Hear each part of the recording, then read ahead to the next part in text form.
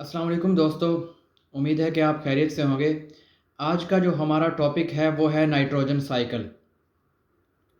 दोस्तों, हम जानते हैं कि नाइट्रोजन एटमॉस्फेयर का एक चीफ रिजर्वॉयर है और एटमॉस्फेयर की गैसेस का तकरीबन 78% है। लेकिन इस अबुंडेंस के बावजूद प्लांट्स एंड एनिमल्स इस एलिमेंटल नाइट्रोजन को अमाइनो एसिड और प्रोटीन बनाने के लिए यूज़ नहीं कर सकते, और प्लांट्स और एनिमल्स को सॉइल में मौजूद नाइट्रोजन को यूज़ करना पड़ता है, और इसकी वजह से सॉइल में नाइट्रोजन की कमी हो जाती है। इस लिमिटेड नाइट्रोजन की सर्कुलेशन और रीसर्कुलेशन के प्रोसेस को हम नाइट्रोजन साइकिल कहते हैं। एटमॉस्फेयर में मौजूद जो नाइट्रोजन है वो इनर्ट है, यानी कि प्लांट्स और एनिमल्स उसे यूज़ नहीं कर सकते, इसलिए हमने उसे एटमॉस्फेयर इनर्ट नाइट्रोजन पूल का नाम दिया है। अब राइजोबियम जो एक बैक्टीरिया है वो लेग्यूम प्लांट्स की रूट्स में रूट नोड्यूल्स फार्म करता है, और रूट नोड्यूल्स फार्म करने के बाद नाइट्रोजन फिक्सेशन करता है फिज़ा में से नाइट्रोजन लेकर।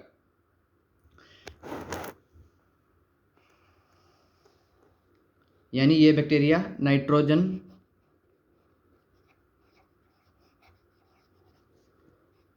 फिक्सेशन का अमल करवाता है, और नाइट्रोजन फिक्सेशन के अमल में हमें अमोनियम आयन्स मिलते हैं या अमोनिया मिलती है। अब अमोनिया और अमोनियम आयन्स के बनने को हम अमोनिफिकेशन कहते हैं।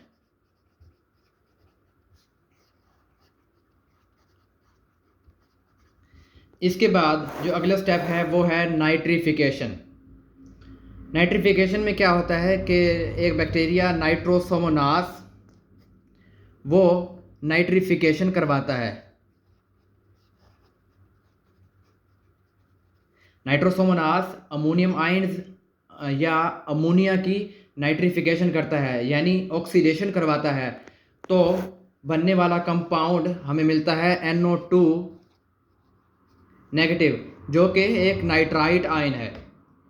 और जब एक और बैक्टीरिया नाइट्रोबैक्टर के नाम से एक्ट करता है और नाइट्रिफिकेशन करवाता है नाइट्राइट आयन की, तो हमें मिलता है NO3 नेगेटिव, यानी नाइट्रेट आयन।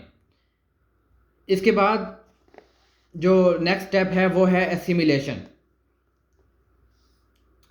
NO3 और NO2 नेगेटिव आयन्स इनको प्लांट्स आसानी से हासिल कर लेता है। हालांकि प्लांट्स अमोनियम आयन्स को भी ले सकते थे, लेकिन NO3 या NO2 नेगेटिव ये आयन्स ऐसे हैं जो सॉयल से रूट्स में आसानी से दाखिल हो जाते हैं, इसलिए प्लांट्स एसिमिलेशन के लिए NO3 नेगेटिव और NO2 को रूट्स में दाखिल होने की इजाज़त देते हैं। एसिमिलेशन।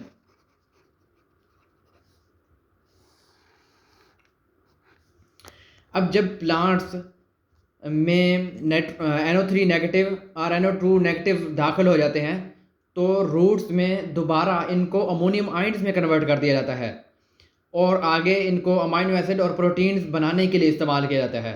लेकिन जब प्लांट्स को एनिमल्स खाते हैं तो ये अमाइनो एसिड, ये प्रोटीन्स एनिमल्स में चली जाती हैं, यानी नाइट्रोजन ट्रांसफ़र हो जाती है एनिमल्स में। एनिमल्स जब ये प्रोटीन्स और अमाइनो एसिड डाइजेस्ट करते हैं और जब फेसेस खारिज करते हैं, तो वो एक प्रोसेस के ज़रिए अमोनियम यानी अमोनिफिकेशन के ज़रिए अमोनिया और अमोनियम आयन्स बनाते हैं। अब अगर आगे एक स्टेप आगे जाएं, तो जब एनिमल्स मर जाते हैं तो उन पर डिकम्पोज़र एक्ट करते हैं और उनकी तोड़ फोड़ करते हैं, और इस तोड़ फोड़ के नतीजे में हमें अमोनियम आयन्स या अमोनिया मिलती है।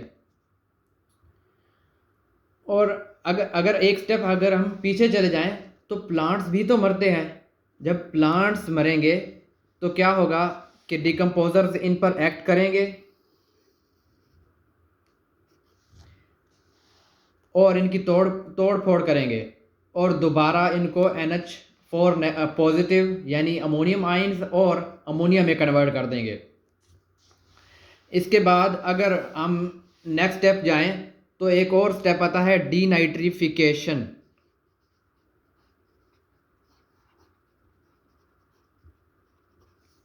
डीनाइट्रिफिकेशन तब होती है जब एनएरोबिक बैक्टीरिया NO3 नेगेटिव और NO2 नेगेटिव को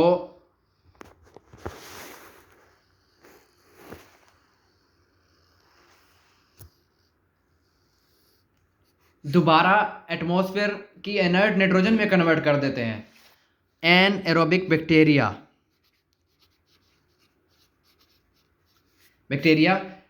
NO3 या NO2 नेगेटिव की डीनाइट्रिफिकेशन के ज़रिए इनको एटमॉस्फेयर की N2 यानी नाइट्रोजन इनर्ट नाइट्रोजन में कन्वर्ट कर देते हैं। यानी फ़िज़ा से नाइट्रोजन ज़मीन में आई, ज़मीन से नाइट्रोजन प्लांट्स में दाखिल हुई, प्लांट से एनिमल्स में और एनिमल्स से डिकम्पोजर्स में, और फिर दोबारा अमोनियम आयंस की सूरत में मिट्टी में शामिल हो गए। लेकिन एक और प्रोसेस होता है जब डीनाइट्रिफिक NO3 नेगेटिव और NO2 नेगेटिव के ज़रिए इनकी जब डीनाइट्रिफिकेशन करवाते हैं एनएरोबिक बैक्टीरिया जो सॉइल में मौजूद होते हैं, तो हमें बनने वाला कंपाउंड N2 होता है जो कि एक गैस है, तो वो दोबारा एटमॉस्फेयर में शामिल हो जाते हैं। इस तमाम प्रोसेस को हम नाइट्रोजन साइकिल कहते हैं।